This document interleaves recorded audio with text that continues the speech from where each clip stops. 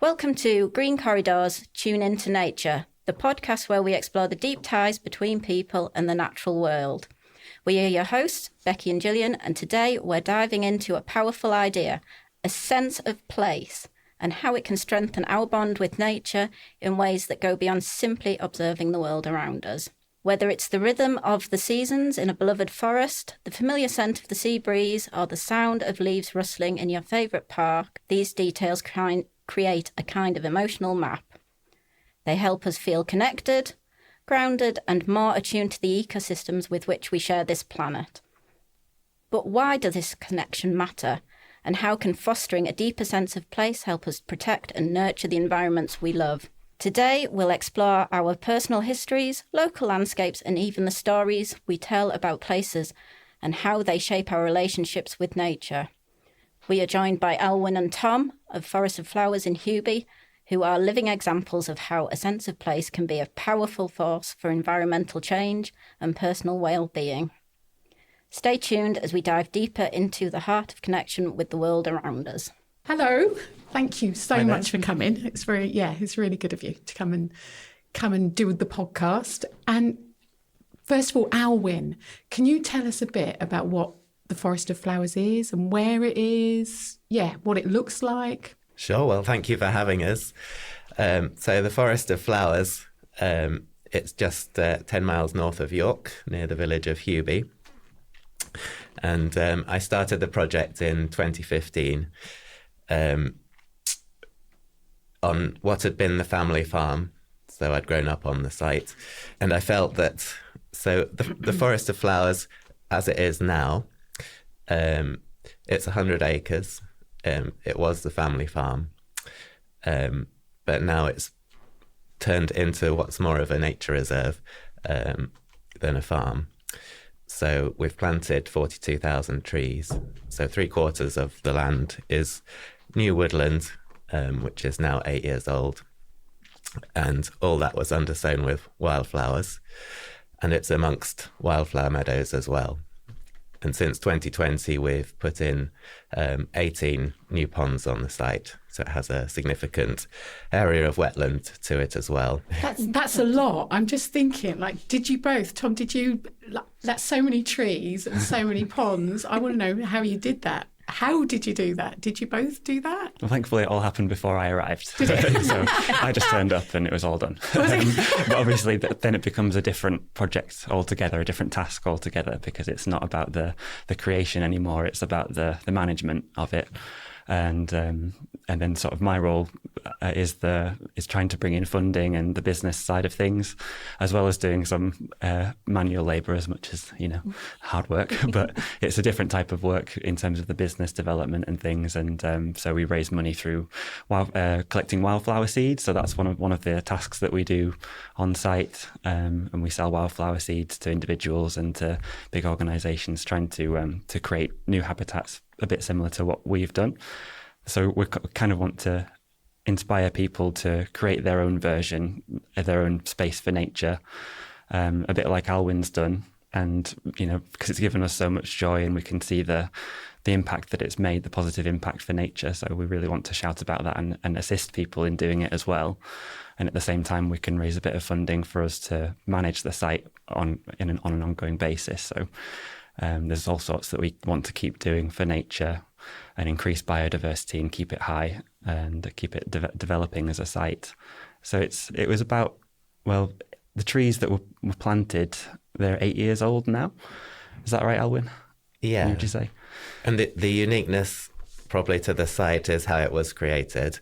So starting with farmland and within a few years becoming a really top quality habitat.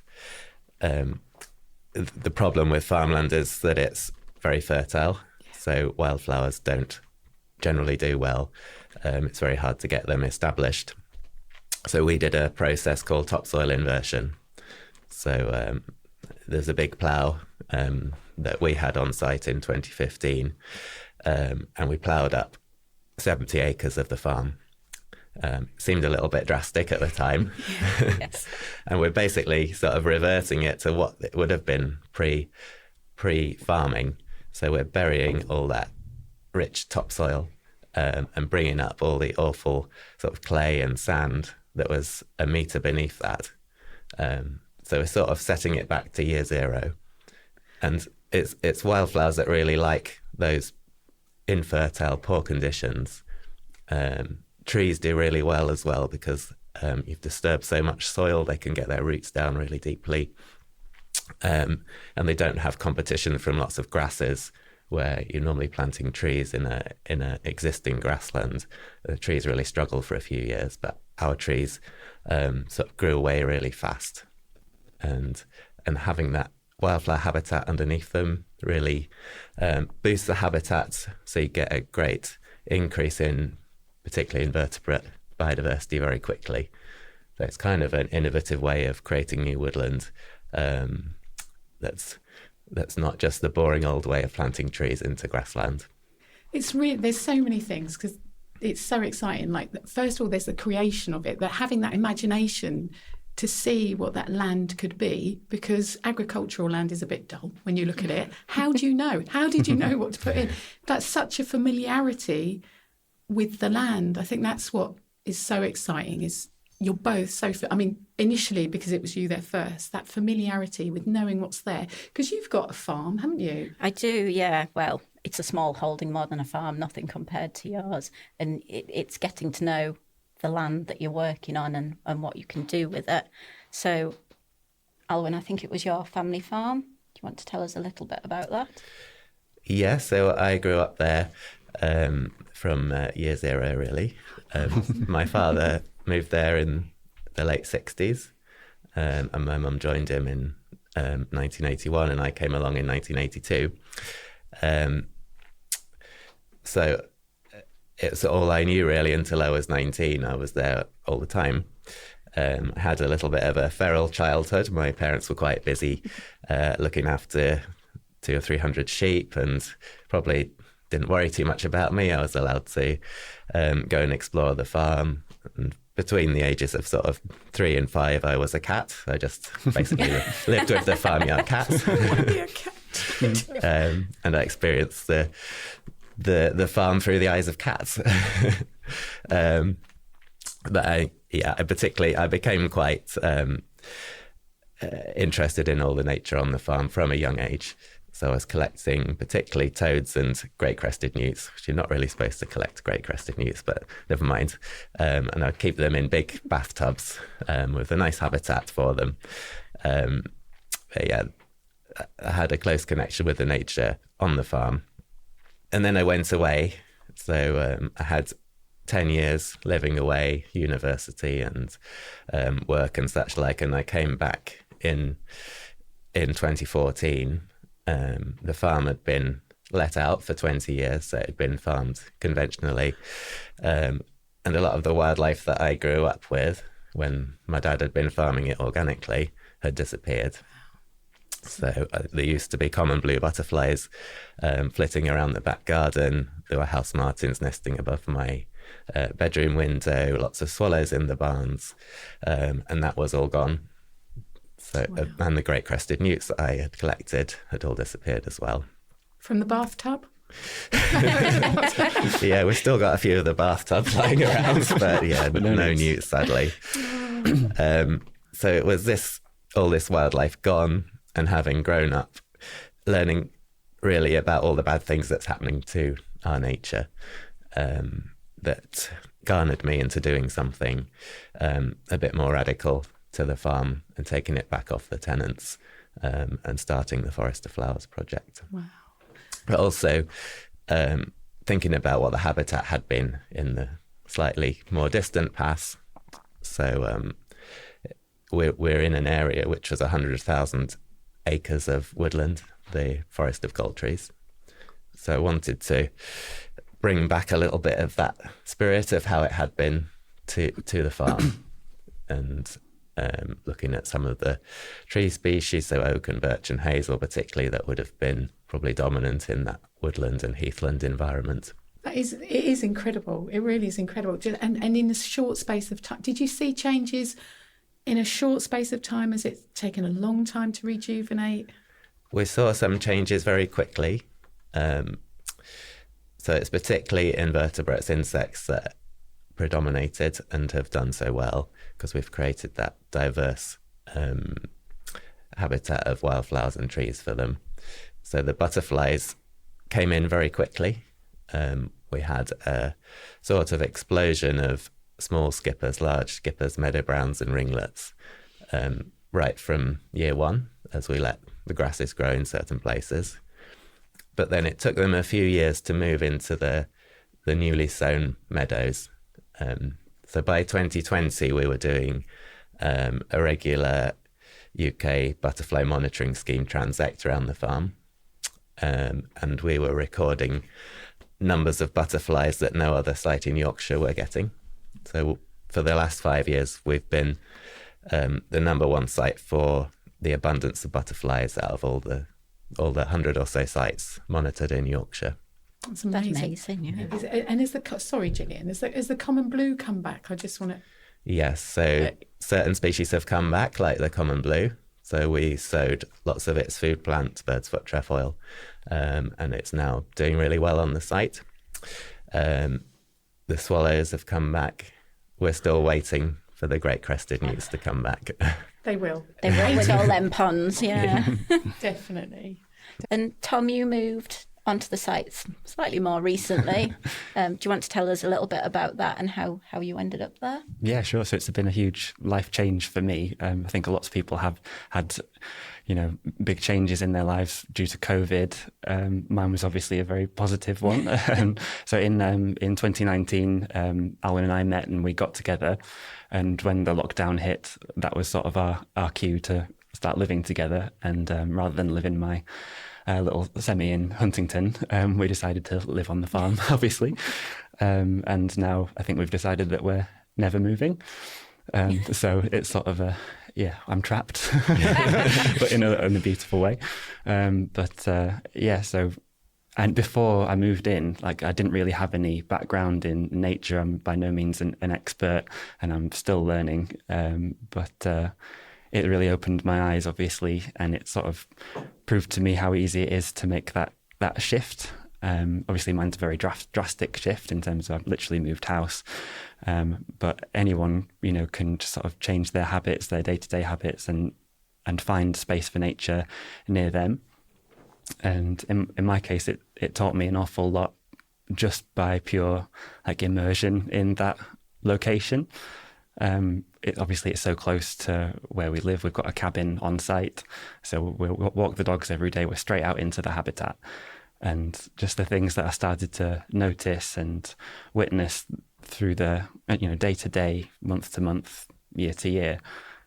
It's really fascinating to watch, and it sort of proved to me that you don't really need any training.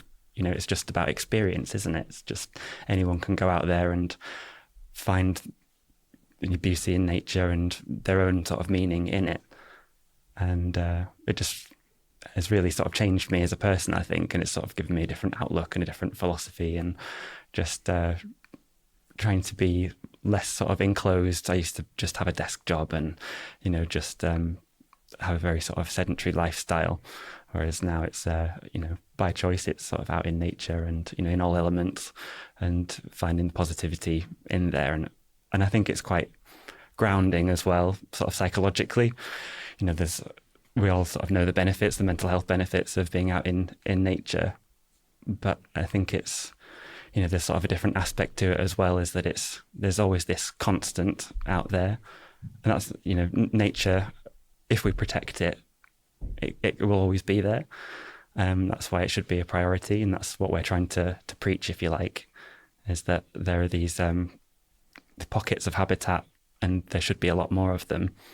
But if they are constant and they can ground you, then that takes you away from the day-to-day sort of anxieties of life and just give you a different viewpoint that sort of steadies you. And I've found that over the last few years, obviously COVID being one thing, but just the day-to-day stresses of life. It's you just go out and I'll sit with the goats for a bit. And Yeah, I think that's the thing, isn't it? And certainly lockdown changed the way a lot of people viewed nature, and a lot more people were going out into nature and enjoying it that way. And And you guys are incredibly lucky that you've got your farm and you've made it into something amazing. But there are little places that people can actually visit to get that fix themselves without having to own the land. Definitely. So, yeah. Just, I mean, as a family, and I know lots of families do this, but there's all these sort of little nature reserves around, aren't they? But my family chose moorlands in Wigginton, or just near Wigginton. That's where we used to live. And, it's not very big, but it's just one of those places. Like if we had a spare Sunday, we would go for a little walk for half an hour around moorlands and see all the lovely rhododendron flowers, which are slightly controversial to Alwyn. But it was our place, and it felt like a second home, like an extension of our own home. It's not our land, but it's public land, and that's great that everyone can go out there and find their place that, like I say, is that sort of constant. But at the same time, you can be fascinated by how it changes through the seasons and through the years. It is that opening up, and you said that when you were speaking before. It was really lovely to hear you both speaking about it, about how you feel about it, because we measure things so often through science, and I know we have to know what how changes are happening and how biodiversity is increasing, but it's also so important to recognise how it makes us feel, and otherwise how do we connect with it? How does that happen? And you both, well, you as well, Gillian, when you talk about how something makes you feel, it matters, and you start to understand it. You start to understand the land around you and what's going on. And I think it's really refreshing to hear how we feel about something. Yeah. And I think it's sort of a two-way thing, isn't it? Like if you have that experience first and that feeling, the positivity about nature. And I think, well, that made me automatically want to know a little bit more about it. And obviously you start to see more and engage more. And it's kind of like, when you go to a foreign country, if you're there long enough, you'll start to pick up the language, won't you? And I found the same thing in terms of learning about wildflowers, species and butterflies. And, those are just a few examples of things that obviously I'll ask Alwyn every now and again because he knows most of it. And that's how you learn. But people can use their phones and Google or take pictures even, and the phone will tell them what it is that they're looking at. And then you just sort of build up this plethora of knowledge gradually. And then over years, you watch the rhythms and the patterns of nature and through the seasons, which you wouldn't have known was even happening if you didn't engage in that way. That's so, it's so exciting. It's a beautiful way of putting it. Absolutely. The language of nature, I really like that. It's really nice, because I was thinking, like, I grew up in a very different, I don't know, it wasn't, it might be similar to your Huntington, but we grew up in a 1940s council house, so it had a big back garden, big front garden, because they were built really well then. And I spent from year zero in that back garden and knew every move of that garden. I mean, we had a massive dog, and there was a massive conker tree and horse chestnut. And I knew the way that tree smelt. I knew the way that the beautiful flowers grew in a cone. And when I see them now across the Knavesmire, they're the first trees that come out in spring, and the bees love them, don't they? And they're just beautiful. And I was thinking, why it isn't the same size. It isn't the same as growing up in an organic farm, but it was my beautiful garden and my space where I went to be safe, and where I knew the different grasses. We had grass snake. We used to go down the road to the woods, and there'd be great crested newts that you'd pick up and look at. So it didn't matter that it wasn't a farm or a massive open space. It was still, and it wasn't managed in a way to increase biodiversity, but it was there. It was rough, and it had life in it, and it mattered to me. It was it was a really special place, because I've always wondered about that, and you've just put it. I thought, how have I ended up here? And that's really helped me to get a bit closer to understand why. So, yeah. And everyone can do it, can't they? Everyone can go into their garden and, well, there's this book by Simon Barnes, The Year of Sitting Dangerously, sorry. Oh, nice. And, so he did this during lockdown because he couldn't obviously get out. He's a naturalist, so he would have been out on safari, but actually he was sort of confined to his home. And so every day he went out and sat in his garden and just recorded what he saw and made it this lovely diary, which he's published. And it sort of, you notice the detail and the fascination with the small things. You don't need this vast, area of land to be able to witness and appreciate nature. So I think that helped a lot of people during lockdown, didn't it, Alwyn? And it sort of gives people a different perspective. People that we've spoken to, we know that a lot more people are now engaging with it. And was there a study that you were looking at recently?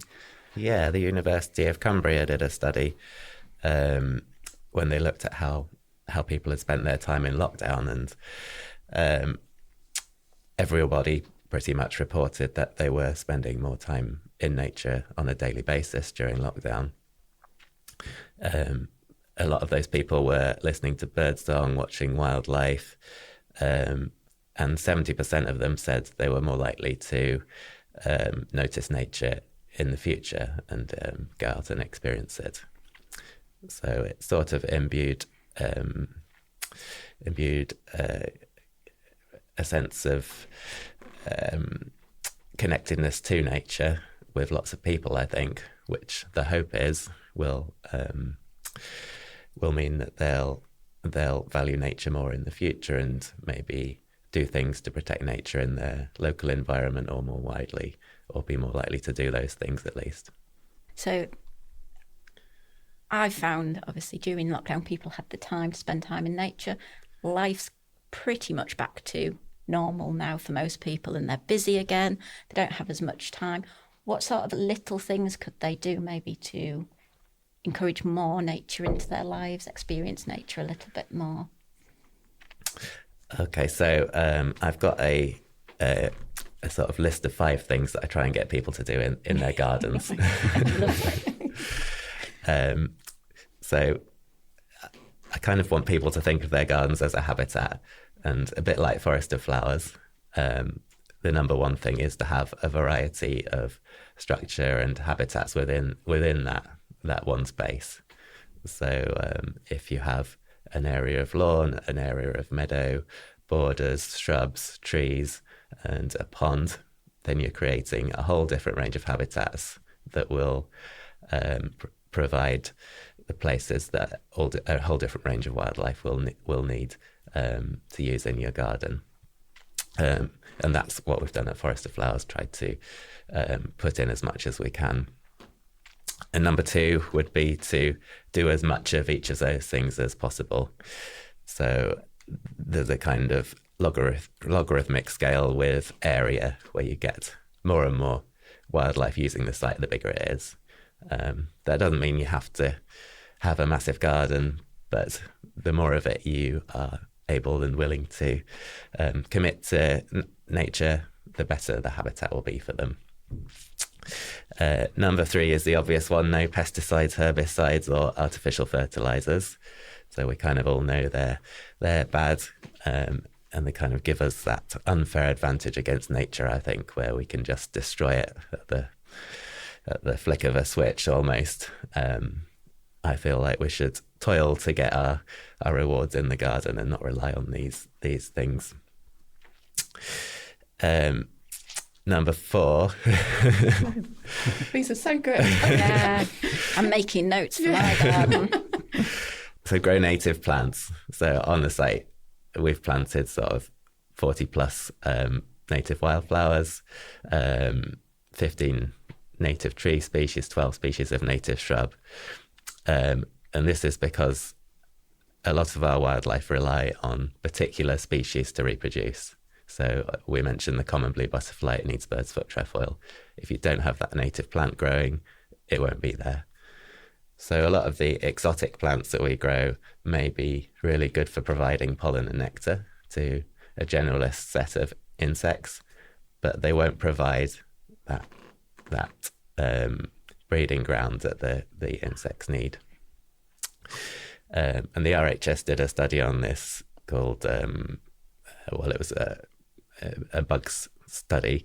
They grew different plots of native, non-native, and sort of distantly non-native plants. And in pretty much all groups of insects, the native plants were the best. So they had a bigger range of species using those plots. They don't really shout about this because they they promote the growing of lots of exotic plants, but the evidence is there that our native plants are best. And number 5 is the best one. That's to be as messy as possible. So when Tom first came to Forest of Flowers, I took him out and it was the middle of winter and he said, "Oh, this is like a wasteland." Because although we make hay in some of the open spaces, we leave a lot of vegetation standing over winter. So there's all these dead stems. They maybe look a bit untidy. Some of them are falling over. But that's where all the insects, all the butterflies in their cocoons are hibernating over winter. So that mess is really important. And when you do come to cut it down, maybe you don't put it in the green bin, but you put it under a hedge or something so that insects can use it as habitat as well. Genius. It's genius. And it's so simple as well. And it doesn't matter what size plot you've got, even if you've only got a few pots or stuff, you could make sure that you grow those native plants. It's, even if you don't have a garden, you can do a little bit.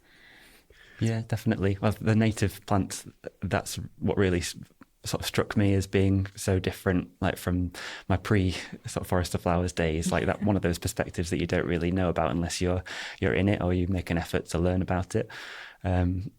But because in garden centres, you think, oh, I want to buy a lovely plant for my garden and I want it to be pretty and support nature. But they don't really supply wildflower plants generally. Like they'll, you might get a few poppies or something, or but mostly it's cultivars of either exotic or some natives. But if they're a cultivar, they don't really provide the same benefits. Over millions of years, probably insects have adapted, and evolved alongside these native species of plant. And the caterpillars of the butterflies can only eat those, when they've hatched, and then they can develop into an adult. And without that pure native form of the plant, then that's impossible. So that just seems like a really simple change. Even if people planted, a quarter of their plants in their garden were native, then that would make an incredible difference, considering all of the garden space that there is in the UK. To all of our native wildlife, it would be incredible. So I guess that is a compromise, isn't it? Having you can have formal beds, but you can even just a small section of native wildflowers, whatever they might be, is enough to provide. You sound so knowledgeable, not both of you. And it is about experience and learning about where you are, watching how things change, how they evolve, and understanding space. And it's actually made me that thing about messy. That's why our back garden in Hastings worked, because it was messy. It was alive, it was messy and it was alive. But not everybody wants a messy garden, but it's a good excuse, isn't it? It's a really good excuse because it's great for nature for it to be like that. And we've spoken to a lot of gardeners and gardening club talks occasionally that we do, and that's one of the key messages, because the usual habit that people would have is that it gets to sort of, I don't know, October, November, and people would put their garden to bed. To bed, that's it. I'm putting the garden to bed. That's one of the worst things that you could do, really. I mean, obviously, it might look very tidy, and people might have this sort of competition in their cul-de-sac who can have the tidiest garden. But actually, you're getting rid of all of those nesting zones for insects, beetles, and that's the food chain. That's the ecosystem, isn't it? It starts very small, so you have to look after the small things, and then the big things will follow. And it is that changing that perspective again. It's just that changing changing thinking about what's beautiful. Like, there's something very beautiful about a wild, unkempt space. Wasteland. You wouldn't call it a wasteland now, though, would you? Probably not. No. I don't know if He's learned his lesson now. But there is, I like dead weight grass that's not dead. I'm not going to use that word because it isn't. It's just there, going through its stages. It's beautiful when you see it against a clear winter sky. It's one of the most beautiful things, isn't it? There is beauty in all of that. So, I guess it's also about. There's something I don't know. I can't begin to understand about the very tightly mown lawn with no daisies but some people like that, and there is space for that as well. There's space for that, as as you've it just takes a little section, doesn't it? It does. Little section, yeah. Fantastic. So obviously people can do that in their own garden. If they've got ambitions, greater ambitions, and they want to do a little bit more, what do you think they could do to, connect on a bigger nature? So could they come and volunteer on your site? Could they do? Absolutely. Yeah. There's lots of opportunities. Well, generally, York's a great place for opportunities to volunteer for nature. Obviously, St Nick's, people can come and volunteer for you guys, and TCV as well. But there's, across the country, there are these sort of hotspots. And just if you just Google, I'm sure there'll be a local nature project near you, or a wildlife trust nature reserve or something. For ourselves, we set up the volunteering a couple of years ago, just sort of on a whim. It was an idea of someone who came along and said, we'd love to come and help out regularly, and so that's what we decided to do. We'd have a weekly session Monday mornings, and just see who's interested. And it started with 3 or 4, and now we're up to about 30. They don't all come every week, but we've got this WhatsApp group and everyone's in it, and people just dip in and out whenever they can make it. And it's kind of an escape for them from their other, the rest of their lives. Just, it means that they can do something for nature, within nature. And so they feel positive about that, obviously. And I'm sure they learn a lot from Alwyn and from the project generally in terms of why we do certain things. And then there's traditional skills that people can learn as well, like we do coppicing. Obviously, that's a very traditional sort of method that people have been doing to manage woodlands, to make sure there's enough light coming through and getting some lovely natural material to weave with. So that's something that we do. But every week is different. And I think it's quite exciting to be a nature volunteer wherever you are and whatever project it is. It's a team effort and a social thing as well, because it means that you're interacting with new people. And I feel like we've got sort of a second family really with our volunteers. And I think they feel the same as well with each other. It's sort of, so you can have your second home and your second family, out there in nature. It sounds, That's really it's great. Nice. People love it. I've got a real problem. I'm so bad at cutting things down. I don't go and cut everything down. I struggle with. I know coppicing is a really good thing, but I can't help but think I can't do it, because I think surely before we were coppicing, they were just growing. They were actually eaten by large herbivores. That's how they evolved. But not always, though, weren't they? They weren't always eaten. Some of them were allowed to grow, weren't they? But that's the thing with coppicing, is you're not doing all of them in a section, are you? You guys will know more because you do it. It's counterintuitive, obviously, because it feels like you're cutting down a tree. Ours are quite young at the moment, so it doesn't feel that catastrophic. But one way of looking at it is that actually coppicing extends the life of a tree. So, and gradually their base gets bigger, wider and wider the more years that it's coppiced. And that, do you know how old the oldest coppiced tree is? They can go up into the hundreds of years. It'll be over 1,000 years. 1,000 years, yeah. Where will that be? Where can I see that tree? We saw a very old one a couple of years ago, but it was really majestic to see, the very gnarly and interesting, characterful, and but still going strong. And again, that'll be more home for insects with it being all. Yeah, that's right. I'm still going to leave some uncoppiced. Because there is, I don't know, willows are one of my. We were talking about hazel, weren't we? But just thinking about willow as well, but just how it creeps along the side of a beck, and just extends is just, I think that's quite magical as well. But we can leave some, can't we? We can leave some. Yeah, of course. I think because I planted a lot of them, it does feel a little bit drastic to be cutting them down. And we've held off for a few years, but now it feels like the right time to start. And because we've got so many wildflowers growing underneath them, and I can see in the more shady areas we're losing those wildflowers, then there's a clear reason to let that light back in and keep the woodland feeling more dynamic and having a better ground flora. And that's again interesting, isn't it? It's about managing it. But there again, so many feeling and understanding what needs to be done for scientific reasons as well. So it all merges, but also about managing a space that in nature there would have been herbivores coming and managing that space for us. But that's why we have to do people step in. We have our own herbivores on site now, where we've got 3 little pigs. Oh, nice.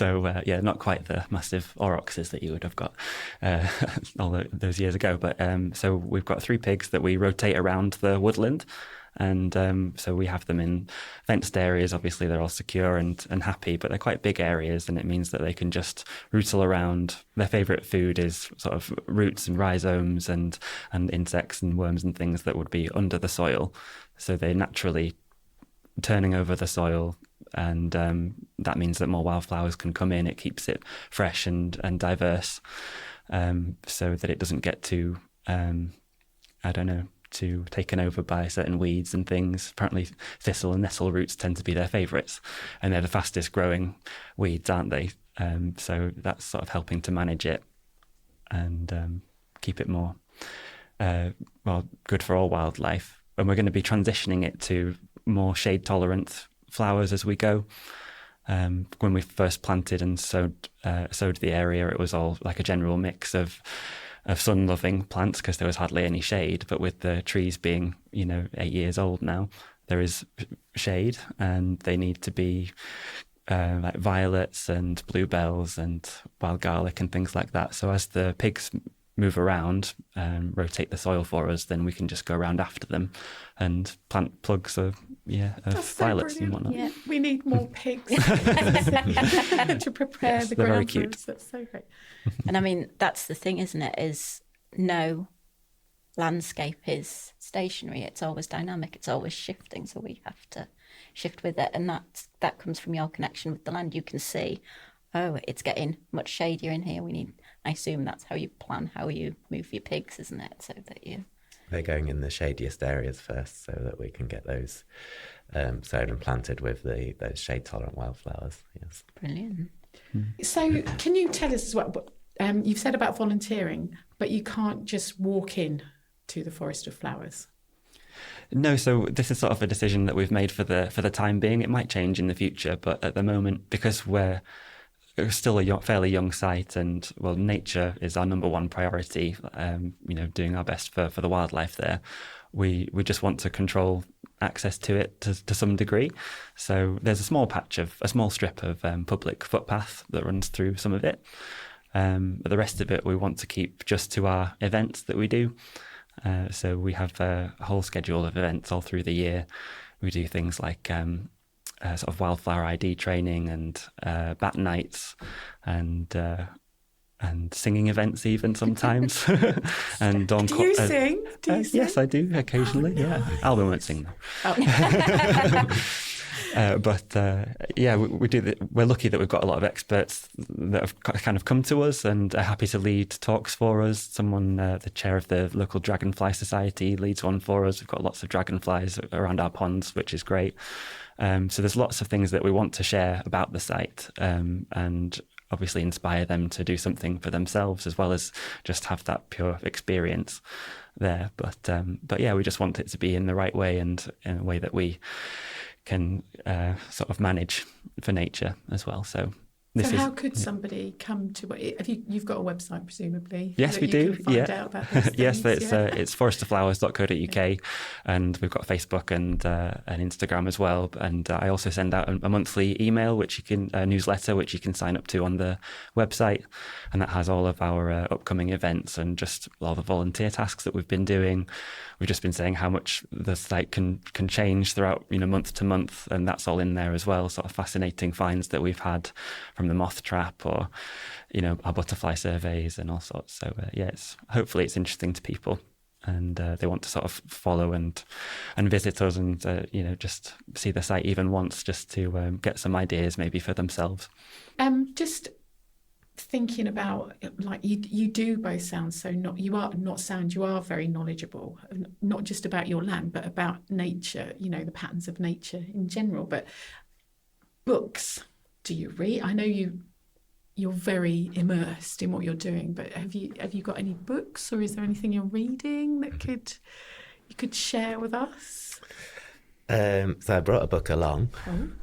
It's I did see that. it's a little tatty. This one was from 1840, but it's actually written in 1789. So it's Gilbert White's Natural History and Antiquities of Selborne. So Selborne is the place. So he's kind of the father of nature writing and place, I think. So he was one of the first people who observed animals in the environment rather than just looking at dead specimens. And he was the vicar in Selborne, so he was based in this place. So it was all the wildlife that he was observing in that area. And he was the first person to differentiate the willow warbler, chiffchaff and wood warbler as 3 different species. He was the first person to describe the harvest mouse, which we have on our site. And the first person to describe the nocturnal bat. So this is kind of the daddy of all the nature and place writing. But my favourite author is probably Thomas Hardy. So he was writing in the 1880s and 90s, but he was writing about a time that had already passed in the 1840s and the 50s, and a rural life in Wessex, which basically the West Country, Dorset, that had already disappeared by the time he was writing.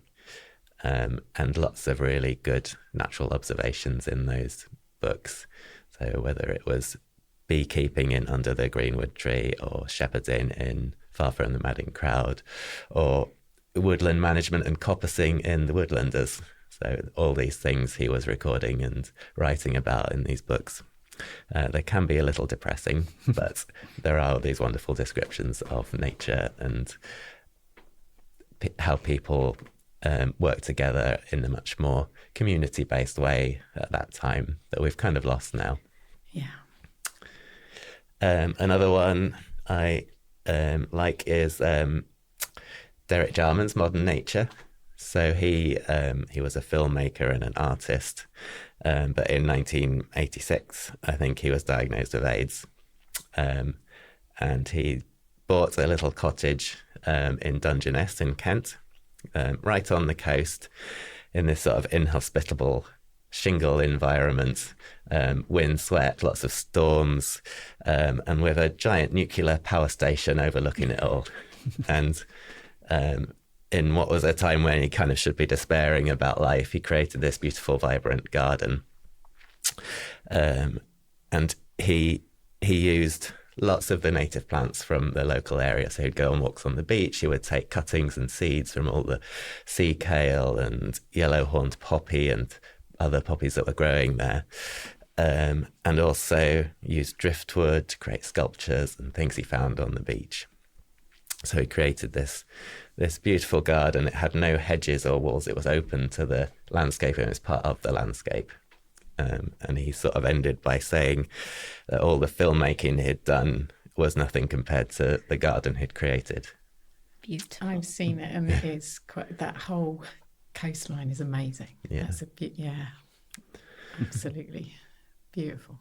And then maybe thinking about farming. So lots of farmers have a close connectedness to the land that may be multi-generational. They've been farming the land, looking after it, maybe not looking after it in some cases, but often they are.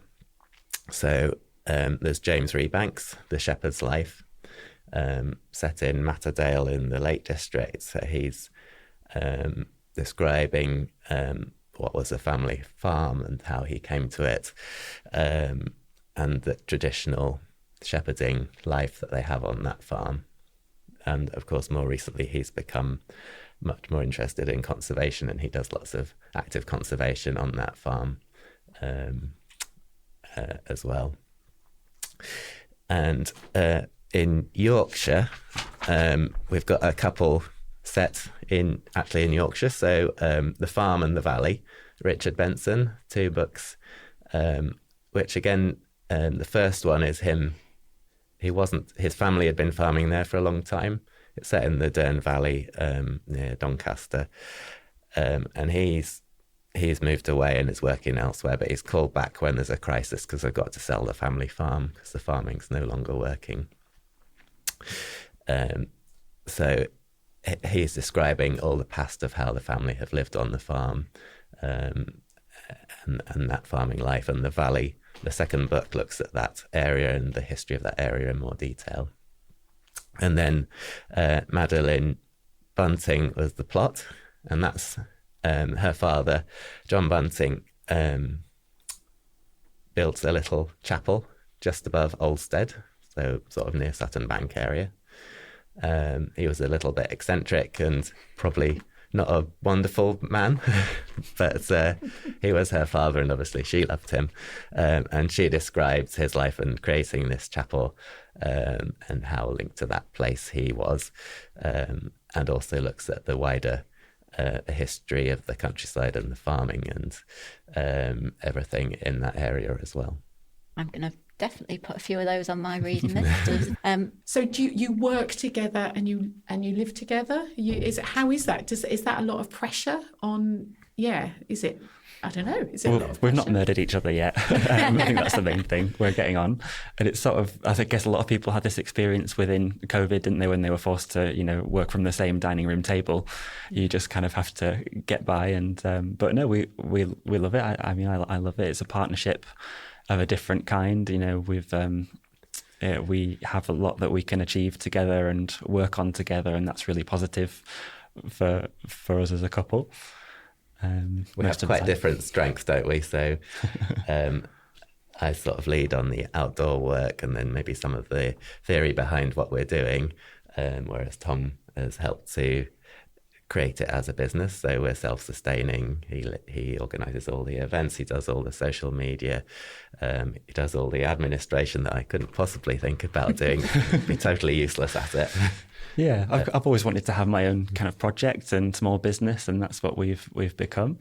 It's you have to kind of value yourself, which has been quite a challenge in some ways, hasn't it? Because we have to charge people for certain things in order to fundraise for the project and what we're doing. But so that's one of the things that we have to navigate together and negotiate with each other on about how where we pitch that. Everything was 3 before Tom came along. Yes.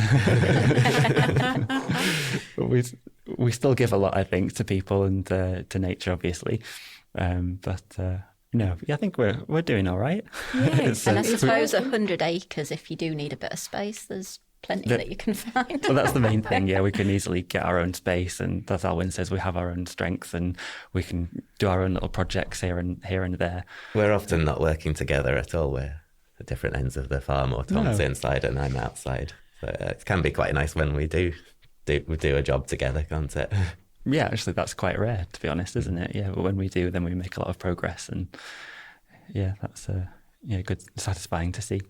In the worst moments, Tom comes to me and says, "Are we just colleagues now?" Oh, yes, co-workers. And it can be difficult to sort of take a break from it. Anyone who lives where they work as well, you've got to find the distinction between your work life and your personal life, and that can be very challenging because you're always aware of the pressures out there, the things that you've got to do on the site. But, I think we've got our routine, haven't we? The dinner time chatter usually comes back to Forest of Flowers matters rather than anything else. Yeah, it'd be hard not to, wouldn't it? It would be really hard not to, especially because it's such a beautiful place to be, Yeah, it'd be, but it seems like you've got a good balance. We have a battle over going on holiday. So. Of course, oh my goodness, yeah. And where do you go? We've got this fixation with, a place, haven't we, as is the topic of the episode, but it's so to escape from that place. Alwyn thinks that we shouldn't want to do that because this is our, our purpose. But yeah, we have a camper van now, so that's been a real... it's a freedom to be able to go out, even if it's just for 2 or 3 nights and go to the lakes or wherever and just get a little change of scenery. And coming home must be really nice as well. Well, sometimes, yeah. Well, last time we came home and it was the cabin was 3 degrees inside and it was 8 degrees outside. No! So because it had been so cold, but it was yeah. No, it is good to come back, and we do miss the animals, and even within a week things can have changed because everything's so rapidly changing, especially in spring. I don't like to leave the animals. It's normally a 2-day process to get ready to go away on holiday. I am very familiar with that. Yes. So during the season, sort of spring to the end of summer, it's quite difficult to get away. So we normally have a November holiday. In a camper van. In a camper van. In the lakes. In the lake, yeah. Great. It was the coldest week in November ever, pretty much last November. But it was lovely. No, we did love it. Yeah, it's like you were saying about how, like, in winter, things can look wonderful, can't they? Like in the frost, and the snow makes anything look better, doesn't it? I think, and it was great. On this day, I have a passport arriving, so I haven't had a passport for 2 years. Today? Today it's arriving. No! I've folded, and Tom's persuaded me that we can go abroad. Is that because you've got somewhere in mind to go? He's got hundreds of places in mind to go. It's just I wouldn't go to any of them. We've settled on France for now, but it'll get steadily further away, maybe. But I'm not flying. No. There's other ways to travel. And yeah. I love a long train Slow journey. travel is the way to go. Yeah. Thank you both for that. It's been absolutely amazing hearing about your connection to the land, and it's clear how that sense of place has sort of driven your passion for what you do. And I think that's what we're trying to encourage people to do, to connect to some bit of land, whether it's their own garden or whether it's something, like we said before, a nature reserve or something. Just taking the time to notice what's there and how it changes and shifts throughout the seasons, and they'll be amazed at how that helps their well-being. So thank you very much for both coming along and talking to us. Thank you for having us. Yeah, Thank thank you. you so much. And it's just, I'm really interested to see how Forest of Flowers connects to the wider landscape as well, because in our Green Corridors work, it would be really nice to see if we can connect somehow. One day. Yeah. One day. Yeah. But I'm sure, well, it'll be possible through hedgerows, surely. There'll be at the moment, but we should have a look, shouldn't we? We should see. Yeah. But yeah. We're kind of in a sea of farmland, surrounded Of by course. farmland, but there's little remnants of woodland left. So if we could connect those up somehow in a rough line towards York, then that'd be brilliant. It'd be awesome. Yeah. But it's been really nice listening to your stories. So thank you.